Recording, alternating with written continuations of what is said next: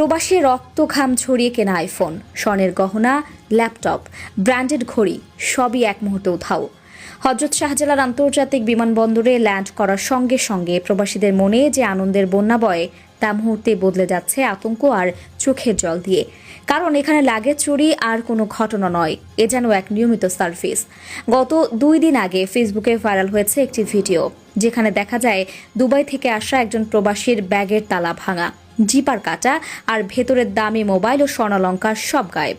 ভিডিওতে যাত্রী কাঁদতে কাঁদতে বলছেন, 15 বছর প্রবাসে কষ্ট করেছি, মা বাবা স্ত্রী ও সন্তানের জন্য 1 মিনিটে সব শেষ করে দিল। প্রবাসীদের এই দুঃখ, আতঙ্ক ও ক্ষোভ শুধু ব্যক্তিগত নয়, এটা দেশের ইমেজ ও রেমিটেন্সের নিরাপত্তার সঙ্গে সরাসরি সম্পর্কিত। এরকম অবস্থা চলতে থাকলে একদিন বাংলাদেশ আন্তর্জাতিক মানচিত্রে পরিচিত হবে চোরের বিমানবন্দর হিসেবে। এর আগেও বিমানবন্দরের এক ক্লিনারের রুম থেকে বস্তা ভর্তি প্রবাসীদের কষ্টার্জিত টাকায় কেনা মালামাল উদ্ধার করা হয়েছিল।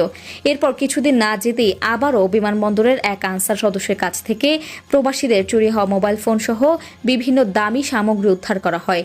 2 ঘটনাতেই চুরি হওয়া মালামাল উদ্ধারের ভিডিও সামাজিক যোগাযোগ মাধ্যম ব্যাপক ভাইরাল হয়, যা দেশ জুড়ে তীব্র আলোচনা সমালোচনার জন্ম দেয়।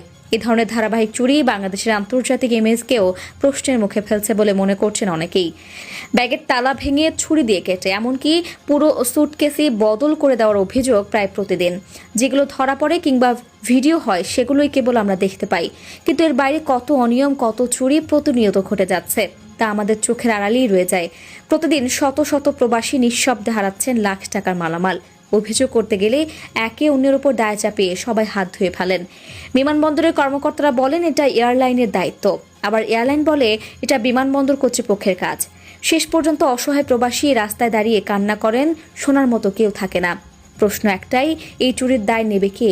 বিমানবন্দর কর্তৃপক্ষ, সিভিল এভিয়েশন, বিমান বাংলাদেশ, নাকি তাদের পেছনে আরও বড় কোনো সিন্ডিকেট কাজ করছে?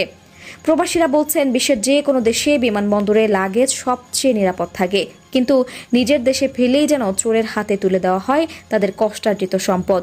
এভাবে চলতে থাকলে একদিন বাংলাদেশের নামই হবে চোরের বিমানবন্দর, যা আমাদের দেশের জন্য লজ্জাজনক। রেমিটেন্স পাঠানো প্রবাসীরা দেশের অর্থনীতির হৃৎপিণ্ড, তাদের সম্মান রক্ষায় এখনই কঠোর ব্যবস্থা গ্রহণ জরুরি। আপনারও যদি এ ধরনের অভিজ্ঞতা থাকে কমেন্টে লিখুন। যত বেশি শেয়ার করবেন, চাপ তৈরি হবে, সরকারের টনক নড়বে। তা দর্শক, এতক্ষণ 24 ঘন্টা নিউজের সাথে থাকার জন্য আপনাকে আন্তরিক ধন্যবাদ।